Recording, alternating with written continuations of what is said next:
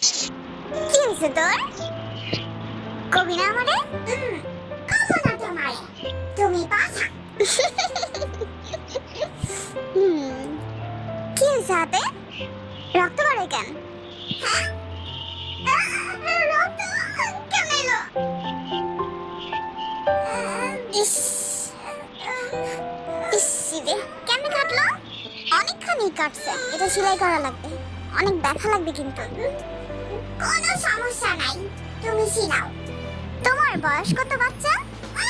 আমি বাচ্চা না, মানে আমি বাচ্চা না, খালি একটুখানি বাচ্চার মতো দেখতে।